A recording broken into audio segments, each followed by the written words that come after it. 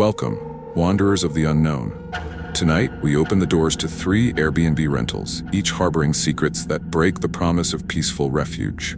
Behind unassuming walls, chilling truths lie in wait. Stay if you dare, but remember, every key you turn could unlock something far darker than a mere vacation.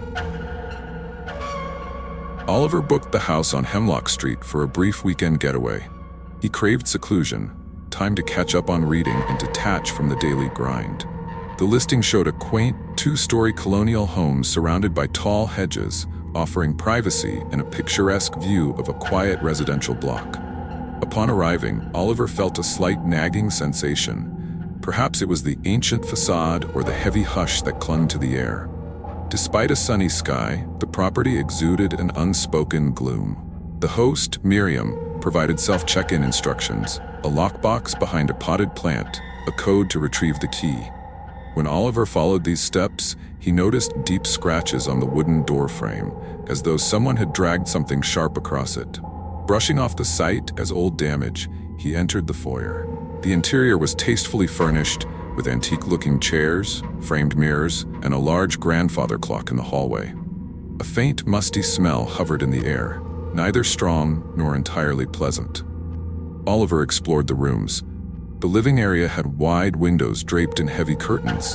The kitchen, though dated, had all the necessary appliances. A narrow staircase led to the upper floor, where 2 bedrooms and a small study awaited him. He unpacked, then settled into the study to read. Halfway through a chapter, he felt a peculiar sense of being watched. Glancing at the empty doorway, he saw nothing. Yet the air felt denser, pressed against his lungs as if carrying an unseen presence. That first night, Oliver prepared a simple dinner in the old-fashioned kitchen. Pots and pans clanged as he realized how quiet the rest of the house was. No hum of neighbors, no traffic from outside. The only sound was the grandfather clock ticking in the hall. He turned on a radio app on his phone for background noise, but the signal kept cutting out. Annoyed, he ate in near silence. When he finally climbed the stairs to retire to bed, the faint squeak of a floorboard behind him made him stop. Spinning around, he saw nothing. His nerves buzzed. Around midnight, half asleep, Oliver stirred to a gentle creak outside his bedroom door. The overhead light was off, leaving the room illuminated only by moonlight seeping through the window. He strained to identify the source of the sound. Then came a soft rattle, like someone testing the doorknob. Heart pounding, Oliver flicked on the lamp. The door was closed. Footsteps, or something resembling them, seemed to retreat down the corridor. Gathering courage, he opened the door, only to find the hallway empty. The old grandfather clock still ticking in measured intervals. The next morning, Oliver rationalized the night's events as nothing more than an overactive imagination. The day passed quietly. He ventured out for groceries and returned in the afternoon, determined to enjoy his last night. The host had left a note on the kitchen counter. If you hear strange noises, don't be alarmed. This house is old and loves to talk. Oliver wondered why she hadn't mentioned that detail before. As dusk approached, a thunderstorm rolled in. Rain pelted the windows, thunder growled in the distance. Oliver settled on the couch, reading by lamplight. Suddenly, the overhead fixture flickered, and the lamp dimmed, restoring after a few seconds. The storm's effect, he told himself. Yet each flash of lightning seemed to reveal something skittering in the corners of his vision. A movement near the base of the stairs, a flicker by the drapes. Each time he turned his head to look, the room was still. When the thunder peaked, Oliver stood to close the curtains. A lightning flash illuminated the hallway. In that moment, he saw a figure standing by the grandfather clock. Taller than a person should be, wearing old-fashioned attire and peering into the living room. Oliver's breath caught in his throat, and as the light receded, the figure vanished. Despite every instinct telling him to flee, he forced himself to investigate the hall. The clock chimed ominously, though it wasn't set to ring at that hour. Its face read 11:11, the hands unmoving. The air felt colder near the clock.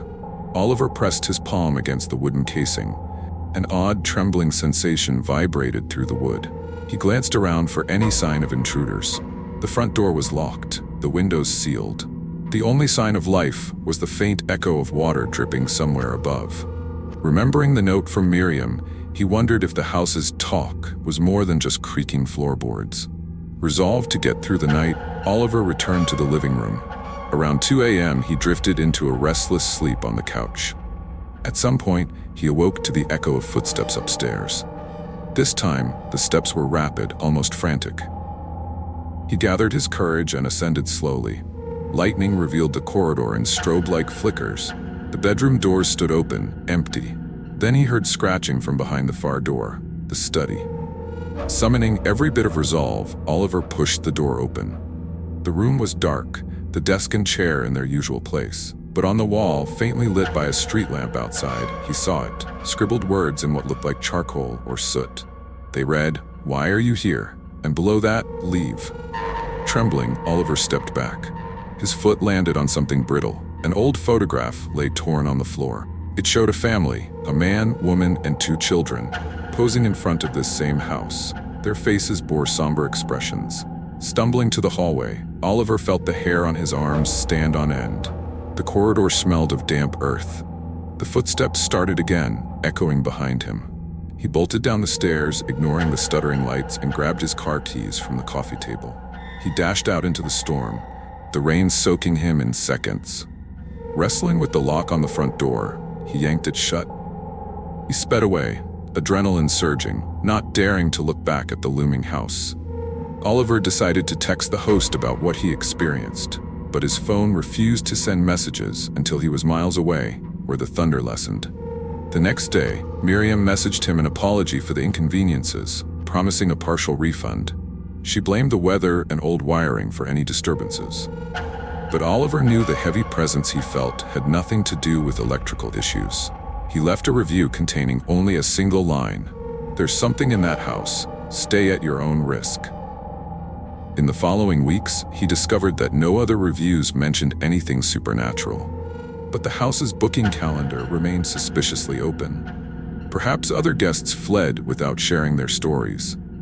Oliver carried a lingering sense of unease for months, haunted by the tall figure by the clock and the charcoal words scrawled on the wall.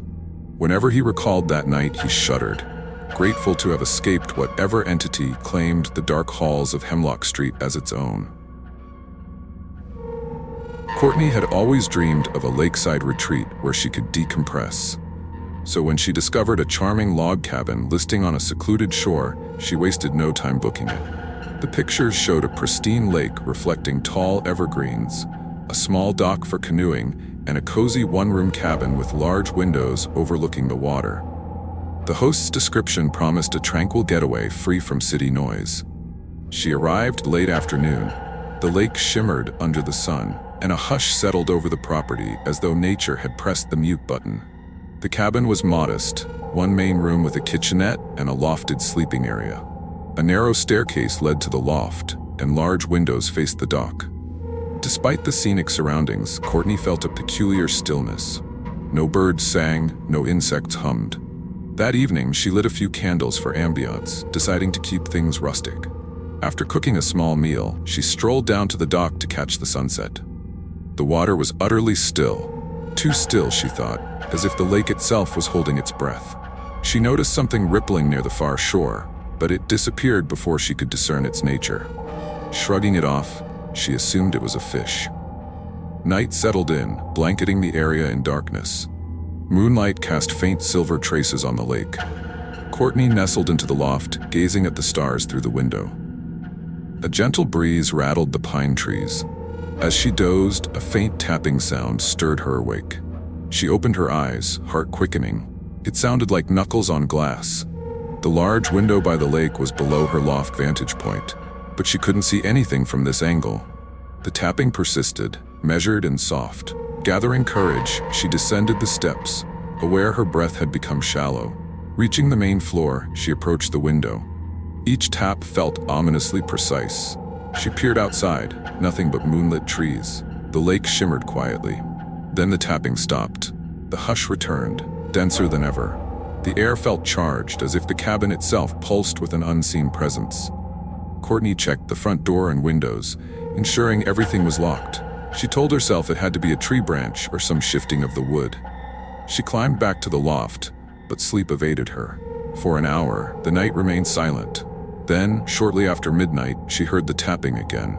This time it came from a different window, maybe the small one in the bathroom. She sat up, nerves on edge, thinking she heard something else, a low hiss or whisper. Unwilling to stay put, she grabbed her flashlight and tiptoed downstairs.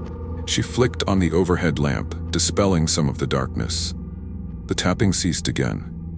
Mustering her courage, she opened the front door and shone her flashlight around the perimeter of the cabin. A ring of tall pines encircled the property. No visible sign of anything out of place, no footprints, no fallen branches. Yet the stillness felt oppressive, as though the forest watched her. She woke the next morning feeling uneasy, but determined not to let her nerves ruin the trip. The day brought sunshine, a stark contrast to the uneasy night. Courtney paddled a canoe out onto the lake, seeking the center for a panoramic view of the cabin. Drifting on the water, she glanced back at the property and shuddered. From the distance, the cabin looked lonely, overshadowed by massive trees. She realized she still heard no bird calls, no splash of fish. It was as if the area existed in a vacuum. Midway through her paddle, she spotted an odd shape near the opposite shore. Some warped figure crouching between the trees. Alarm shot through her, and she paddled closer, curiosity battling caution. But the shape slipped away into deeper shadows. The moment left her unsettled. She concluded it might have been a trick of the light or a tree stump. Yet the memory of its hunched form lingered. Late that afternoon, she considered leaving early, but pride kept her from fleeing. She decided to remain one more night, convinced that perhaps her imagination had run wild in the silence. She spent the evening reading, trying to ignore the creeping sense of dread. A sudden thought occurred to her. She had no phone signal. The listing had mentioned spotty coverage but not complete dead zones. Around 10 p.m., the tapping resumed. Only this time it was louder, more insistent, coming from multiple points around the cabin. First, the window near the kitchenette, then the one by the living area. Each set of taps seemed to be spaced out as though circling the structure. Heart pounding, Courtney rushed to the windows, peering out into the pitch-black night. She caught sight of a vague figure, a pallid face pressed briefly against the glass before vanishing. She staggered back, nearly knocking over a chair. She realized this was no random trick of the senses. Something was out there. In a surge of panic, she grabbed her car keys and purse. She threw open the front door, prepared to sprint. The night air was thick, the lake barely visible under a thin moon. She heard a rustle among the trees, a shape shifting in the darkness. Instead of dashing blindly, she slammed the door shut again, fearing that stepping out might be worse than staying in. Remembering the back window that faced the water, she darted there to see if she could spot any movement. Lightning-like adrenaline coursed through her. At first, the lake looked empty, the moon's reflection broken by faint ripples. Then, from beneath the dock, she witnessed a figure slinking out, a human-like shape but unnaturally elongated. It crouched for a moment before crawling up onto the shoreline. She choked back a scream, realizing that if this thing was circling the cabin, it knew she was cornered. Time slowed to a crawl as she weighed her options. The front door led to an unknown threat in the trees, the back to the monstrous figure by the dock. A wave of helplessness washed over her. Then came a low hiss from outside, a rasping intake of breath, like something tasting the air. In a burst of determination, Courtney decided to make a run for her car. She flipped the cabin lights off, hoping darkness might offer some cover. With keys in a death grip, she flung open the door and sprinted toward the gravel driveway. Every muscle tensed, expecting a hand or claw to seize her. She reached the car, fumbling to unlock it. Slipping inside, she slammed the door and turned the ignition. Headlights cut across the trees, momentarily revealing a pale figure. Gaunt limbs, large reflective eyes, skittering away from the beam. Her tires screeched as she sped down the narrow road.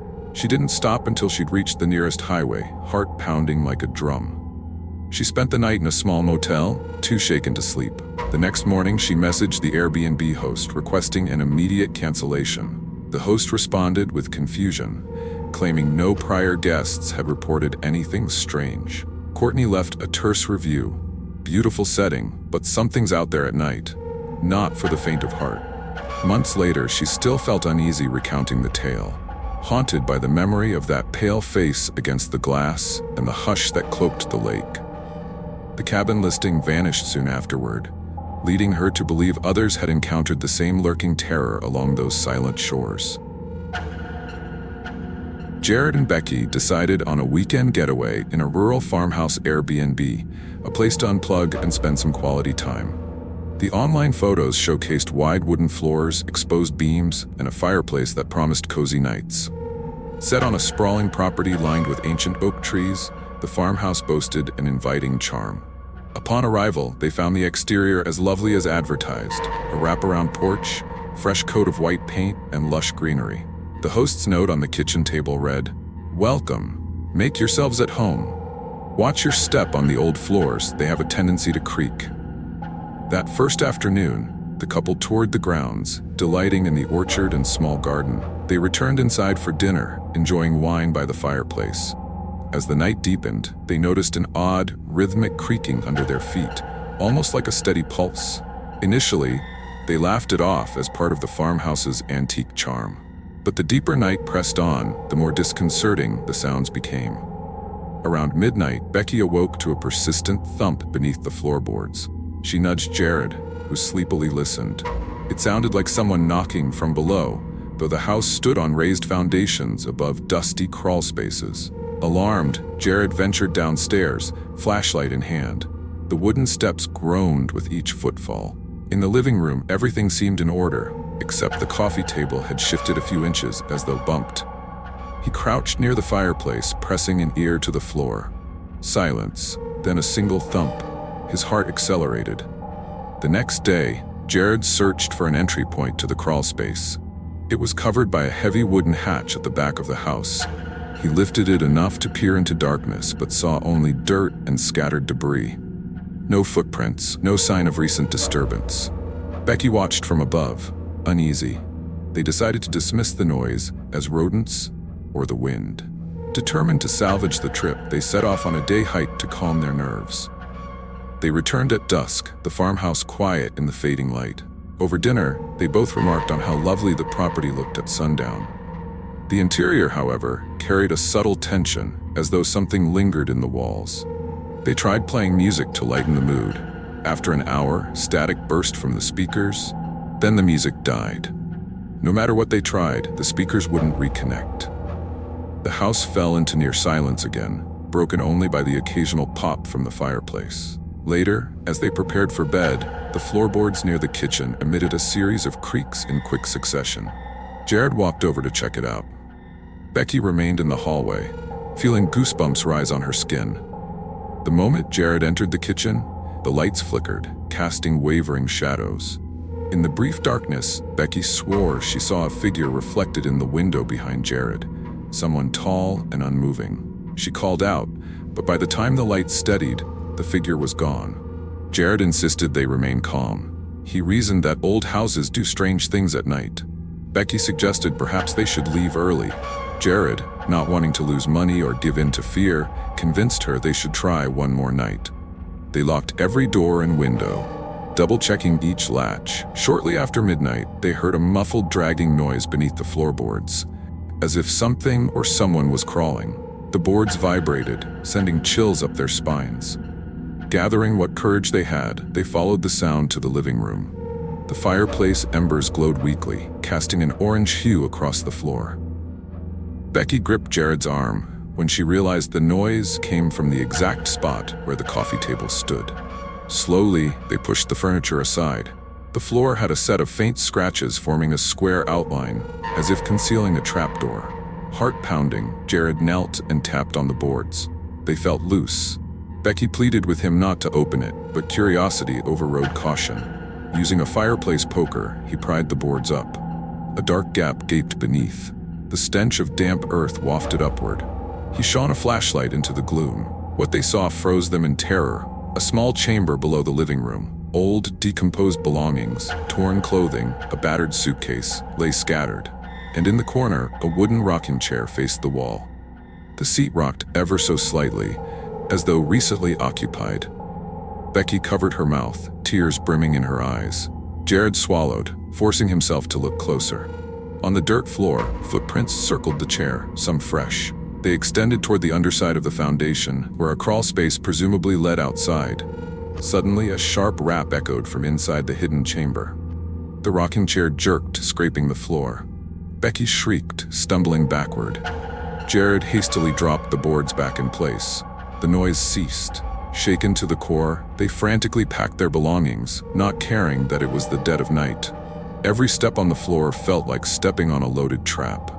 The boards creaked with uncanny rhythm, as though resentful they'd discovered the secret. Throwing suitcases in the trunk, they sped off into the night, leaving the farmhouse behind with its ghastly occupant, whatever lurked beneath the floor, bound to that rocking chair. At dawn, they found a motel on the outskirts of the nearest town. Becky wrote a curt message to the host about structural issues and suspicious activity, demanding a refund. Hours later, the host replied with surprise, insisting no such space existed under the living room. The host even shared a blueprint of the house, showing no mention of a hidden chamber. Regardless, Jared and Becky knew what they had seen. They left a sparse review warning future travelers to watch their step and listen closely for noises beneath the floor. Strangely, the listing disappeared within a week, replaced by a note claiming the property was under renovation. Jared occasionally checked for updates, half expecting to see new photos of a patched-up floor. None appeared. Their final impression was that the house would hide its secret again until the next unsuspecting guests arrived to wake the presence lying in wait below the creaking boards. Even the most inviting retreat can harbor unearthly secrets. Walls whisper, floors groan, and reflections reveal more than meets the eye. Thank you for stepping into these haunted rentals. Before you book your next stay, remember that comfort can be an illusion, and you never know what lurks just beyond the door.